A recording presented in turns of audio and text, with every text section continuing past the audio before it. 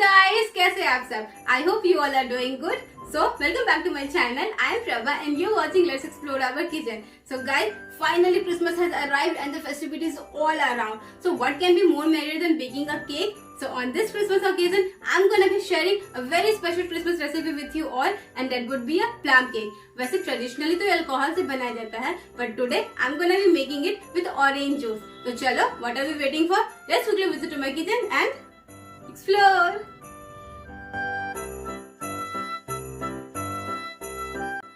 तो guys, plum cake बनाने के लिए हम अपने पसंद के ड्राई फ्रूट्स एंड नट्स लेंगे। तो यहाँ पर मैंने जितने भी ड्राई फ्रूट्स एंड नट्स लिए वो सारे 15 ग्राम हैं।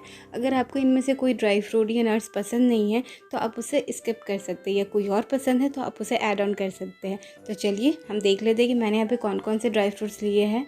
तो सबसे पहले मैंने लिया है गोल्डन रेजिन्स, ड्राइड रेस्पबेरीज, मुनक्का, dried kiwi, black raisins, dried blueberries, walnuts, cherries, dried dates, almonds, tutti frutti red colour का, कैशू नट्स यानी कि काजू, dried strawberries and lastly 1 teaspoon orange zest. आप चाहे तो लेमन जेस्ट का भी इस्तेमाल कर सकते हैं।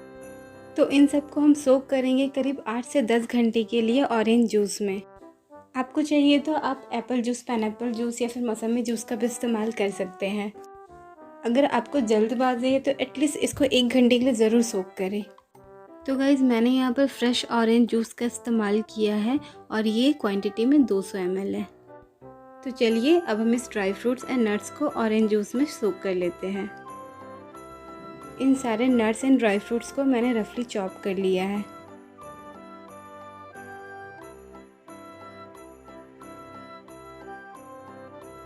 तो अब हम इसे मिक्स कर लेते हैं और करीब 8 से 10 घंटे के लिए इसे ढक कर रख देंगे।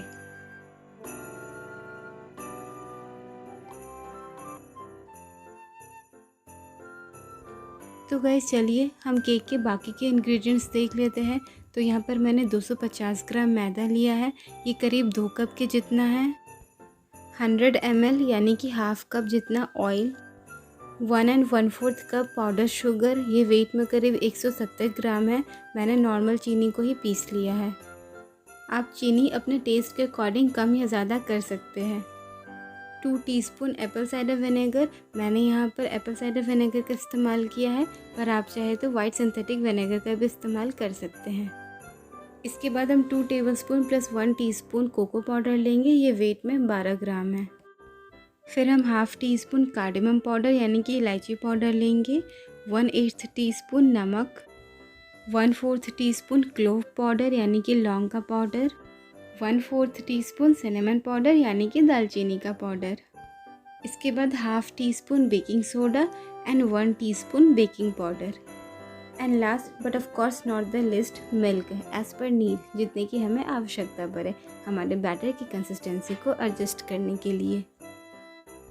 तो गाइस, चलिए करीब 8.5 घंटे हो गए हैं ड्राई फ्रूट्स को सोक किए हुए। तो अब हम अपने केक का बैटर रेडी कर लेते हैं। तो सबसे पहले मैंने यहाँ एक बोल लिया है जिसके अंदर मैं ऑयल डाल रही हूँ। अब मैं इसमें चीनी ऐड कर रही हूँ। अब इसे हल्का मिक्स कर रही हूँ। अब करीब 1/4 कप जितना इसमें मिल्क ऐड कर रही हूँ। अब इसे चीनी डिज़ोल्व होने तक अच्छी तरीके से मिलाएंगे।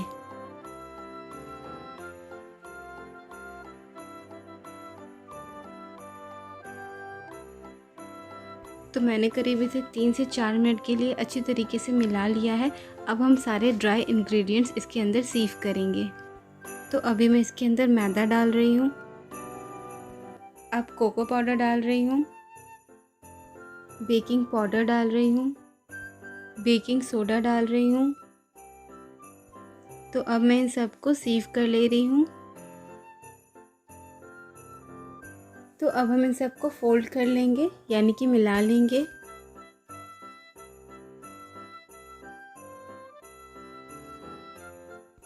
तो गाइज़, हमने जो ड्राई फ्रूट सोक किया था उसे सोक किए करीब 8.5 घंटे हो गए हैं। तो चलिए अब हम उन ड्राई फ्रूट्स को इस बैटर में मिलाते हैं। तो हम इसे मिक्स कर लेंगे पहले।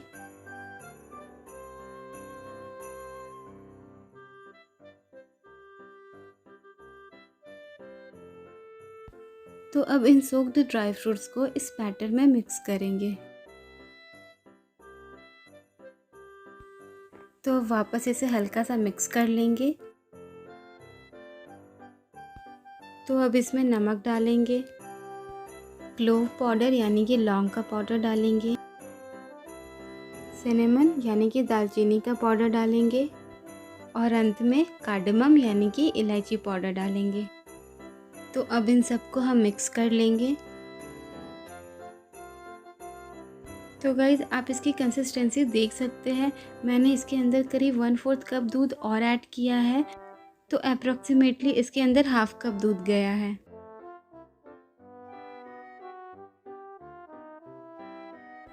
तो गाइज़ अब हम इसके अंदर एप्पल साइडर विनेगर ऐड करेंगे, पर ध्यान रहे हम इसे बेकिंग के तुरंत पहले डालेंगे, पहले से डालकर नहीं रखेंगे। इसे हम डालेंगे, हल्का सा फोल्ड करेंगे और तुरंत इसे बेक करने के लिए दे देंगे। तो गाइज़ मैंने यहाँ पर एक लोफ्टी ले लिया है जो करीब 7.5 इंच लंबा है, 3.5 इंच चौड़ा है और इसकी गहराई करीब 2.5 इंच है। तो अब हम इसमें बैटर पोर करेंगे। तो गाइज़ मैंने माइक्रोवेव प्रीहीट कर लिया है, तो अब हम इसे 180 डिग्री सेल्सियस पर 55 मिनट के लिए बेक करेंगे। अगर आप इसे कढ़ाई या कुकर में बेक करना चाहें तो लो टू मीडियम फ्लेम पर करीब 70 से 80 मिनट के लिए इसे बेक करेंगे। तो मैं इसे कन्वेक्शन मोड में 180 डिग्री सेल्सियस पर 55 मिनट के लिए बेक कर रही हूँ। सभी के माइक्रोवेव अलग होने की वजह से टाइम डिफरेंस हो सकता है, तो मैं सजेस्ट करूँगी आप 45 मिनट्स होने के बाद एक बारी चेक कर लें और अकॉर्डिंगली टाइम एडजस्ट कर लें। तो गाइज़ मैंने 55 मिनट पर चेक किया था, पर केक प्रॉपर्ली बेक नहीं हुआ था, तो मैंने 5 मिनट के लिए टाइम और बढ़ा दिया था।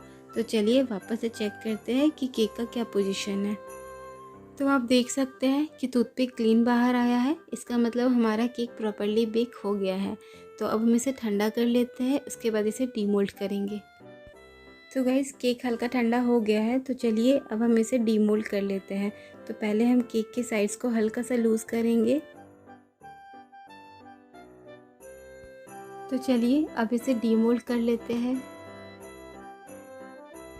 तो गाइज़ आप देख सकते हैं कि केक कितना अच्छा बना है। तो चलिए अब इसके ऊपर से बटर पेपर रिमूव कर लेते हैं। तो गाइज़ इस क्रिसमस बाज़ार जैसा प्लम केक आप अपने घर में खुद बनाइए और अपने फैमिली के साथ एंजॉय कीजिए। और अगर आपको ये रेसिपी पसंद आई हो तो मुझे कमेंट सेक्शन में लिखकर ज़रूर बताएं। तो चलिए मैं आपको इसे कट करके दिखाती हूँ।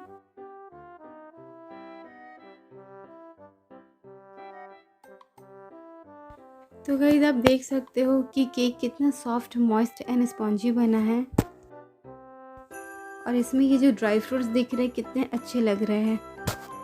तो आप इस रेसिपी को अपने घर पे ज़रूर ट्राई कीजिएगा। आई एम श्योर आपको बहुत पसंद आएगा और आपकी क्रिसमस में 4 चांद लग जाएगा। तो एक बार फिर से मैं आप सभी से यही कहना चाहूँगी कि अगर आप सभी को ये रेसिपी पसंद आई हो तो मुझे कमेंट सेक्शन में लिखकर ज़रूर बताएं और साथ ही साथ मेरे चैनल को लाइक, शेयर और सब्सक्राइब भी करें। Once again merry Christmas and नमस्ते।